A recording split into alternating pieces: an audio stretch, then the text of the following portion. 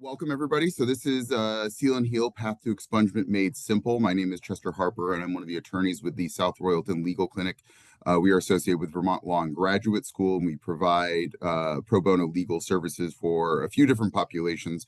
Relevant for today's purposes are Vermont veterans who are residents of the state of Vermont.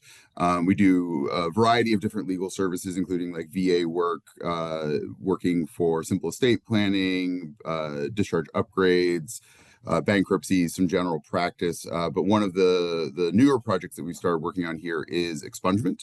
And today's session is going to cover essentially what expungement is, how you can go about seeking expungement, and reviewing what past convictions are or are not eligible for expungement. We'll also be talking about sealing, which is a very closely related concept. So to begin, I can make my slides move. There we go. So everything that we're going to be talking about today is going to be based on Vermont law and Vermont convictions.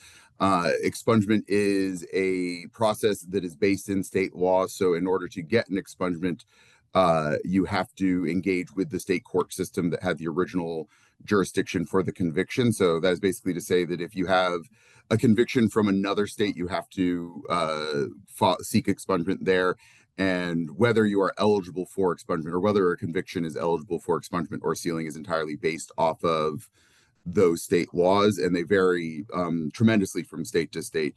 So some are more liberal, allowing more things to be expunged. Some are less. As you can see here, 42 states allow for expungement of past convictions. But even the ones that are listed here for exceptions, many of them do offer expungement in very limited circumstances where you might not have an actual conviction. So like for a dismissed charge, for example, or an acquittal, you might be able to get the record of that expunged, but actual convictions are not eligible for expungement. So everything today, just as point of reference, everything today is going to be about Vermont law and the Vermont expungement process.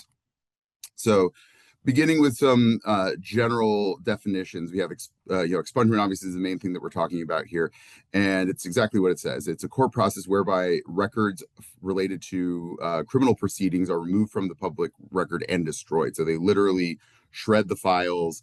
Every reference to a conviction that has been expunged, every reference to any criminal matter that has been expunged is removed from any sort of database. The only thing that survives is you get a what's called an order of expungement, which is just a single piece of paper that says that the crime has been expunged. So if there was, if somehow somebody finds it in a newspaper, for example, after the fact, courts obviously can't order newspapers to remove old articles, but the order of expungement is what says that this thing effectively never happened. And as it says, you can legally deny that you've ever been convicted of a crime if your crimes have been expunged. So if you're ever filling out a job application or apartment application, anything like that, and they ask you the question, have you ever been convicted of a crime?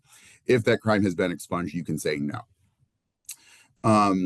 Very closely related, we have sealing, and these we'll talk about this in just a second. But expungement and sealing largely apply in different scenarios. Like there's not really any overlap between them. But sealing, it is very similar. The records are removed from any sort of publicly accessible database, but they are maintained by the state. That's the distinction. So, for example, DUIs, which we'll talk about a little bit later, but for a DUI, if you have only ever gotten one DUI, it can be expunged 10 years after the original conviction. Or not, excuse me, it can't be expunged, it can be sealed 10 years after the original conviction.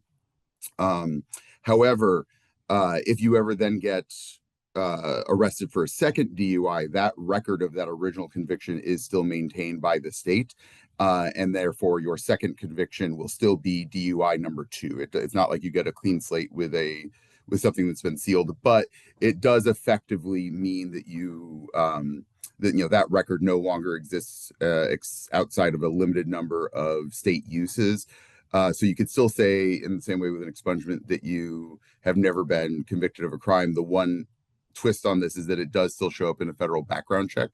So say, for example, you have a felony that has been sealed because it happened when you were a minor, for example, then that might still show up on a federal background check for a firearm that would preclude you from being able to purchase a firearm. But outside of those limited situations, expungement and sealing have a very similar effect, which is essentially removing the record from accessibility and allowing the petitioner to have a clean slate moving forward. So what can be expunged? First and foremost, the vast majority of misdemeanors. So if you're ever looking at a record, it should make it very clear whether it's it'll be labeled MIS misdemeanor or FEL felony. Generally speaking, it's pretty obvious which one is which. If you're ever in a situation where you have to actually look into it and figure it out, the definition of a misdemeanor, at least in Vermont, is anything where the potential prison sentence can be 2 years or over. So if your potential prison sentence for a crime was maximum under 2 years, then it's a misdemeanor and it is presumptively eligible for expungement, following some additional requirements, but there are a few exceptions. So violent or sex related offenses, most of those are felonies, but there are misdemeanor versions for many of them. Those are not expungible. Violation of abuse protection order, so like an RFA, an anti-stalking order, order against exploitation of a vulnerable adult, any of those abuse prevention orders, if you violate one, the violation is its own separate crime and that crime is not eligible for expungement. Prostitution, I'm not sure why that one's specifically enumerated, but it is. And then predicate offenses, which predicate offenses are kind of difficult to explain, but essentially a predicate offense is, as we say, it can be used to enhance the sentence of another crime. They will apply in situations usually where you have multiple charges in a single docket. So an example of a predicate offense would be fraud, which would be predicate to money laundering. So if you fraudulently, pass a check and that's part of money laundering, the fraud was a predicate offense to the larger felony. But they'll be charged together, and the fraud will enhance the sentence of the money laundering felony. So even if the fraud might be itself a misdemeanor conviction, it is not expungible because it is part of this larger packet of offenses. Moving back to things that can be expunged, any dismissed charge. So anything that was dismissed by the state or acquitted by the state is eligible to be expunged. This can be a little bit counterintuitive because if you think, obviously, I've not been convicted of a crime, so therefore there shouldn't be a record of it, but the records do actually still exist. Even if it is something that you were just charged with and then the charge was later dropped, sort of top level searches oftentimes will still show those records, but might not give enough information as to know that they were, there was no conviction associated with it, especially in these days when you're dealing with a lot of like the people finders like Spokeo and the different background, like the open source background check services that will basically just check public record. You can still have things that will show up as a charge associated with your name, even if that was dismissed and it should not follow you. It still can show up, and therefore getting them expunged can be advisable. Since I believe it was the 1st of August 2018 in the state of Vermont, all dismissed charges are automatically sealed. I believe it's 30 days after the dismissal goes through. You can still then get them expunged, which again, that just means that the record, which was otherwise stored confidentially, will now be destroyed. And then if you're going back further than 2018, you do actually have to take the proactive step of filing for having them expunged. It is, however, just presumptive that any dismissed charge will be expunged. You just have to file the paperwork to make that happen. Other expungible offenses are offenses that are no longer criminal. So a great example in Vermont right now would be simple possession of less than 1 ounce of cannabis, because you can possess up to 1 ounce of cannabis in public, and it is completely decriminalized to do so. If you had a equivalent conviction from before decriminalization went into effect, you can now get that older charge expunged. They being the courts are going through the process of kind of piecemeal going back through old records to automatically expunge those old offenses. They do still exist. They do still hang out there in the ether sometimes. I think they're just sort of going through the records. I don't know if they're doing it in reverse chronological order, alphabetical order. They're going through them bit by bit and destroying them, but the process is still taking a while. And if that is a problem, Like if you do have that conviction and you want to do something about it, you can definitely file for an expungement. Again, it's presumptively expungible. You just have to do the paperwork to make it happen a little bit sooner. And then the other expungible matters would be these 14 specified felonies, which we have a list of them here. So again, the general way of thinking about this is that most misdemeanors are expungible, most felonies are not, but there are a few exceptions that go both ways, and these are the expungible felonies. As you can see, most of them are possession related, but there are a few other ones. So when you're reviewing a record to see if something can be expunged, you always want to check any felonies against this list just to see if it is something that may be eligible. So there are a few additional requirements for expungement. The first step certainly is just making sure that the charges or convictions are themselves a qualifying crime, meaning that they can be expunged. But then you have to make sure you've met a few other requirements. First one is this one right here, which is that it has to be 5 years since completing the terms and conditions of the conviction. And terms and conditions of the conviction can mean a few different things. But for example, if there's jail time associated with parole afterwards, or if you have to go on probation, whatever the last date is that you are interacting with the criminal justice system is when you have completed the terms and conditions of that conviction. So if you're on probation for 5 years with no jail time, the end of that 5 years is when this 5 year clock starts ticking to allow you to expunge. You may not have been convicted with a crime after the crime that you're seeking to get expunged, but there is this workaround, which is that if it's been 10 years since you've completed the sentence and you have not been convicted of a misdemeanor in 5 years or a felony in 7 years, then you can get something expunged with a subsequent conviction. Another way that you could actually work around this is sort of almost gaming it a little bit and working your way backwards through your crimes, what you're seeking, what you're going to get expunged. So if you do have something 5 years old and something that's 10 years old, if you can get both of them expunged, if you get the 5 year old conviction expunged first and then get the 10-year-old conviction all of a sudden becomes eligible for expungement. What we have also done a few times, and I think it depends on some extent on the court and the prosecutor involved, is if you are actually seeking to get them both expunged, you can kind of knock out two birds with one stone.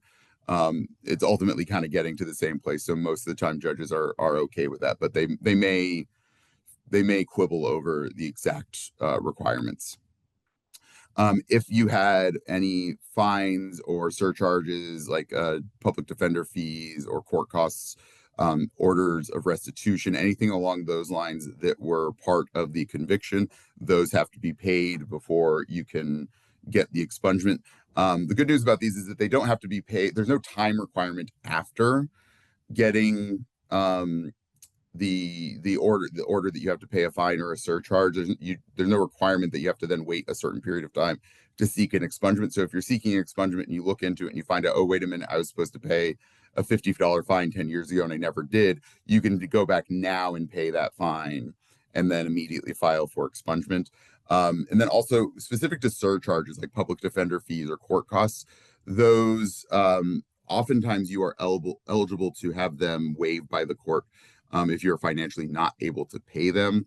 I hate to say it, but unfortunately, expungements are about as far into the criminal law world as I go, so I don't see those in operation very often, so I don't know much about them, but there is a mechanism by which you can basically apply to have the order requiring you to pay something waived if you are financially not able to pay it.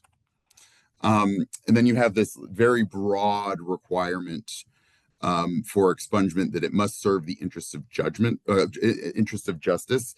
And this can be handled in a couple different ways. I believe that this is there mostly to serve as a pressure valve if there was, some scenario, and I can't think of specifics, but I can certainly imagine a scenario existing whereby something or a series of somethings that are eligible to be expunged, might appear to a court as being problematic, especially if it's like a pattern of behavior. And a prosecutor might also have qualms over expunging that. So I think this provides a mechanism by which the court can reject an expungement if there's a good cause to do so. That being said, I've never seen that happen. And really, what you have to do in this sort of situation is just make a fairly simple argument as far as, and this is part of the petition, we have to make a pretty simple argument as far as why expungement is serving the interests of justice. And this can be something as simple as, this past conviction is a barrier to me getting a better paying job or finding stable housing. Removing that record would make that process easier for me and allow me to be a more productive member of society. Like, that serves the interest of justice. Wanting to seek additional education or certifications, anything along those lines, that are potentially hindered by your ability, but hindered by a criminal record. It is a fairly successful, and this is usually the type of argument that we wind up making, but it's a fairly successful argument to just say, this is a burden for obvious reasons, and by removing this burden would allow that individual to engage with society on a fairer basis. So you don't have to sweat too much exactly like what serving the interests of justice actually means.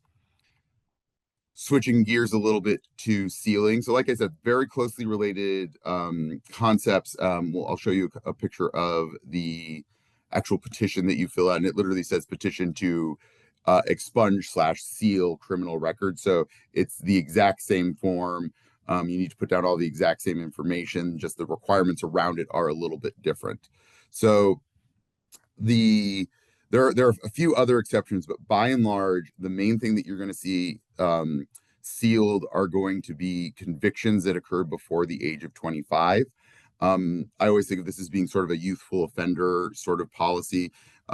Everybody was young and dumb at some point, and some people unfortunately wound up coming out of that with a criminal record.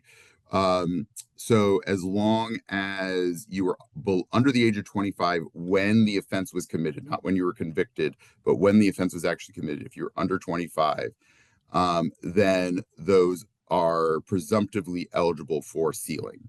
And again, as we mentioned at the beginning, sealing just means that it functions the same as an expungement, but the records do still exist if there's a subsequent crime. So if you have multiple crimes committed throughout the course of your life that involve increasingly stringent punishments, it doesn't do anything to change that. Like, the earlier crime still exists. It can still be used to enhance the sentence of the later crime. But by and large, it is removed from public record, and you still can function as somebody who has no criminal record if everything is sealed. So if the requirements on top of that are 2 years have passed since completing the sentence. So this is the same requirement as for expungement. So all of the sort of caveats as far as what completing the sentence means applies. You've not been the petitioner, which I should say the petitioner, because it's a petition to seal or expunge.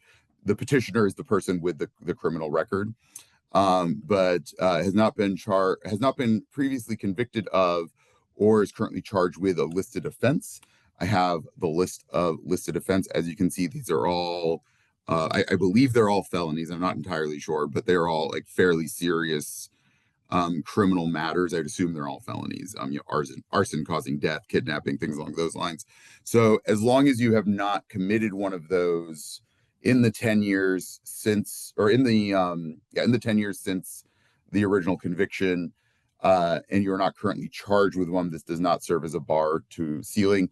And obviously, you can see the policy reason here is that if you've been convicted of one of these, then presumably maintaining a record of your criminal behavior serves a public safety value. So that's pretty much the top level of what is expungible and what is sealable. There are a very limited number of caveats that I didn't cover because they're very niche, but that pretty much lets you know everything that you need to know. So the next step is, how do you actually do this? And it is quite straightforward. So the first thing is you have to obtain your records. There are two really easy ways to do this, which is the Vermont Criminal Information Center and then the court public access records. So In Vermont, by law, the court system and the criminal justice system in general is not allowed to freely disseminate criminal records over the internet, which means that anybody doing like a regular kind of like anybody Googling your name, for example, won't find official state records related to criminal matters.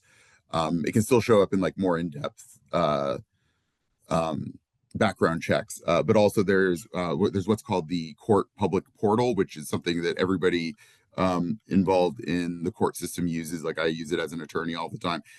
You can access it regularly as just like a member of the public. And it is the portal by which you can basically look in and see the vast majority of court records. And depending on the type of records, you can actually even go in and you can see the docket for the case. Uh, the one thing that will not show up there is any sort of criminal matter, unless you are a party to that matter. So if you're like a defense attorney working on that matter, you can find those through the public portal. But for anybody else, you will never see those. The one thing that is a little bit different about that are these public access terminals. So every courthouse will have a computer set up. It's usually right next to the clerk's desk. And those will be a complete record search. So you can find criminal records by searching there. So you can find your own, certainly, and they are statewide records. And you want to be able to dig those up and pull out the docket because you want to know exactly like the dates that were involved and like the charging documents. Even if the crime that you were charged with, like there are oftentimes multiple variations on that, so you want to know the specific statute under which you can see. Just we'll take a jump back here. You can see stalking per 13 VSA section 1062 and 1063B. That's the statute. If you go, you can actually Google this. If you Google 13 VSA 1062, it will pull up the legislature's website that includes all of these. So that is the specific citation to the exact crime that the petitioner was charged or convicted of, and that's the information that you need that you can find through these records. The other one here, the VCIC, is the Vermont Criminal Information Center. So they're the ones that actually maintain all of the records. They conduct background searches, sort of all of the public-private interaction, actually even public-public interaction with the criminal justice records go through VCIC, and you can actually just request a full copy of your own records. It's, I think, a $30 fee. But that's certainly the easiest way to get a complete record. The court portal is not always 100% accurate, mostly involving older crimes. I believe the court records that are available through the portals only go back to around 1990. We recently had one that we were working on that was a conviction from the 60s, and it did not show up through any of our normal search efforts. So we had to go and actually pull this record from VCIC. So it's not a bad idea anyhow. Something else we also recommend is after you've completed the expungement process and you've gotten everything expunged, is do a VCIC search so that you can just see, like, anybody who does an equivalent search, exactly what they will find. So you can be absolutely certain that you didn't miss anything, or that the records aren't stuck somewhere in the ether as they're getting sorted out. So the next step is to go through reviewing what can be sealed and expunged. That's the process that we just went through. You can sort of go through, and the easiest way to figure it out really is finding all the misdemeanors and then checking to make sure that the misdemeanors aren't on that list of non-expungible misdemeanors, which again would be violent crimes, sexually based crimes, prostitution, predicate crimes. And then making sure that enough time has passed properly. And same steps with sealing. And then you have to fill out the petition. So the petition is actually quite straightforward. I have a link at the end where you can pull it off the internet. But if you Google like Vermont petition to expunge, it'll pop up pretty quickly. This is what you have to fill out. So the INRI is just your name, your date of birth. Unit is the county that you're working in. Case number is that could actually be the docket number of the original, but you can just leave that blank. And then you fill out what were the offenses. So description of the offenses: petty larceny, convicted in 1999. Here's the original docket number that you'll get from that report that you pull. As you can see here, if there's more than one, you can just attach additional sheets to the petition. Um, Next, you go through and just sort of, it's pretty self-explanatory. So, um, record of conviction, the section 2, they really want to know, what were you convicted, or is it the box number 2, which is that you were charged but not convicted, and then box number 3 is if you were cited but never charged. So descending order of engagement with the criminal justice system, and then just filling out the information that we've already discussed. So date of conviction, so we know how long ago the conviction occurred. Date of completion is to make sure that that 5 or 10 year period has passed. If you've paid restitution or surcharges, um, it's all quite straightforward. And then the subsequent um, offenses section down here, this is what we were talking about, where you have to have a clean period for a certain length of time. So if you fill all this out accurately, it will more or less answer, at pretty much first glance for the court, if what you have is eligible for expungement or sealing. Down here at the bottom, you can select which one you want to do. You can even check both of them. Actually, what, like, I've had um, the courts correct us and say, like, you want to seal this, but actually for such and such a reason, it's expungible, so we'll expunge it unless you tell us you don't want us to, which there'd never be a reason to choose sealing over expungement. So the court will pick up on that. And then the last part here is just this is the statement as far as why it serves the interest of justice. And like I said, this can be incredibly broad, really just focusing on everybody certainly with a criminal record, like, wants a fresh start. They want to do better for themselves. That is a very, very universal experience, I think. So just saying that, you don't have to write pages upon pages. You don't have to, it doesn't have to be a beautiful tear-jerking statement as far as why you want to get this expunged, but just like, this record is a burden on me and I'm trying to move forward with my life, and it would be in the interest of justice to let me do so, is usually going to be sufficient. And then you sign and you file it with the court. So there is one step that you might want to take to before you get all the way to filling out the petition, which is seeking stipulation from the state's attorney. So I believe I mentioned earlier, the petitioner is the person who files the petition to get their records expunged or sealed. The respondent is the one who responds to the court as far as whether they think that should happen or not. And the respondent is going to be the state's attorney. So if you were convicted in Washington County, doesn't matter when you were convicted in Washington County, but if you were convicted of something in Washington County, then the Washington County state's attorney is the respondent to that petition. And we always, always, always recommend reaching out to the state's attorney to see if they are willing to stipulate. Because if they are willing to stipulate, there's actually a different petition. It looks almost exactly the same, except it has a spot for the state's attorney to sign.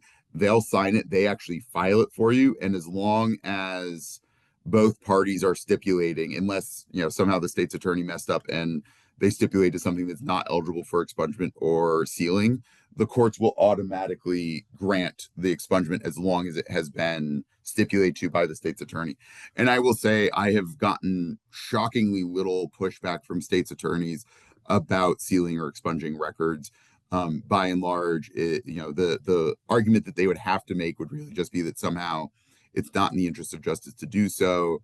If enough time has passed and if your record has been clean enough that you're eligible for expungement, I've never had a state's attorney who really gave me any pushback about stipulating to an expungement. So easiest way to do it. It gets everything. I have another slide here. It gets everything taken care of very, very quickly, and it allows you to get through all this without actually having to have a court hearing. Now, if you file the petition without seeking stipulation first, or if for some reason the state's attorney denies stipulating, then what will happen is that you will have a hearing scheduled with the court. It'll be a hearing with you. The other side will be the state's attorney, and basically it will be your opportunity to argue to the court. No special training necessary. I don't think that this is something that you need an attorney to even be involved in at that stage. Just telling the court why something should be expunged. And it all does really kind of come back down to the interest of justice. because either it's all of the other requirements are very black and white. Either you meet the requirements for expungement or sealing, or you don't. There's no real way to argue one way or the other. It's black or white. The one thing that can be argued over is this interest of justice. So that would be your opportunity to articulate to the court directly why you think it is in the interest of justice to have these matters sealed or expunged. Um, and then our last slide here is some resources that are available for anybody who's seeking expungement. So the first one up here, this link to Vermont Legal Aid, they have a fantastic website. I hesitate to direct people there to begin with because there is so much information on it. It can be a little bit overwhelming. But with this background, like if you review the slides from this talk, that should give you more than enough footing to then go in and take a look at their website. It is very detailed. It is very long, but it'll give you kind of everything that you need to know. This next one here, the Vermont Judiciary. So the Vermont Judiciary does have actually a lot of information on their own website. So if you ever want to know, what's involved in seeking divorce or getting an RFA or something like that, the Vermont Judiciary will give you kind of a top level overview of what that looks like. And it's also very handy because they have a database of the fillable forms, like the forms that I was showing you for the petition were the forms that I pulled off of their website.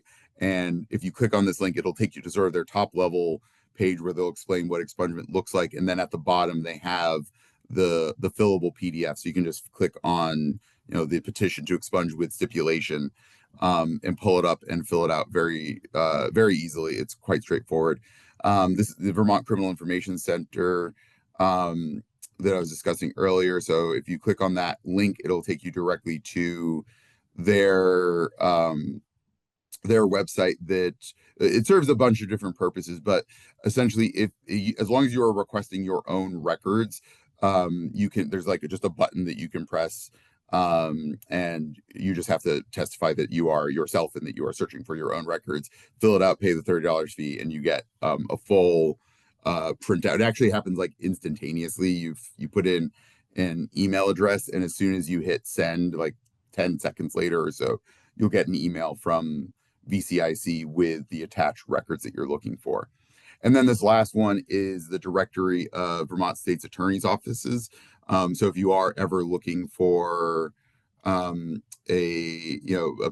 stipulation for expungement, you can just take a look at you can find your local prosecutor's office through there. And I should again mention that this all comes back to the original court of conviction. So it doesn't actually matter where you live now. It matters where you were convicted. You could even live out of state, but if you were convicted in Orleans County 20 years ago, you want to go to the Orleans County prosecutor to seek a potential stipulation.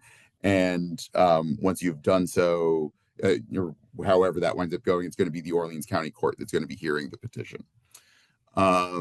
So that's everything for my slide. One other thing that I did want to mention, and I realized that actually stop sharing. I realized this after the fact. It was something I'd meant to put in a slide about for the general talk, and it just sort of slipped my mind. But it is one very specific niche case regarding sealing that has additional requirements, which are DUIs. So as we talked about earlier, DUIs are their own predicate offenses. The penalties for DUIs go up. So literally, if you get charged with your first DUI, the charging says DUI number 1. If it happens again, it's DUI number 2. If it happens a third time, it's DUI number 3. So the special rules that apply to sealing state that if it has been 10 years since you have received a DUI and you have not been charged subsequently or not been convicted subsequently of another DUI, you can get the original DUI sealed. But the trick there is, and this is what kind of the distinction between sealing and expungement comes down to, is the record is still maintained. So if you ever do get charged with another DUI, that record, the sealing will not stop the prosecutor from knowing that it's your second DUI, and your second DUI will be charged as DUI number 1. Now, I do not know if that means that DUI number 1 will be retroactively unsealed, but it doesn't actually matter a whole lot because the conviction for DUI number 2 will already have its own enhanced penalties that are attached to it. So that does come up a lot, DUI. So basically, the nuts and bolts of it is, as long as you've only ever been convicted once, you can get it expunged if you wait the right amount of time. But if you've been convicted twice, then none of them are expungible. Thank you everybody for coming. I believe Lauren, the organizer, either will or already has sent everybody a copy of the slideshow. And like I said, on the first page is my email address. So if you do have any follow-up questions to ask, don't hesitate to reach out. I am very happy to chat with anybody about this process. And you all have a wonderful day and a nice beginning of the week.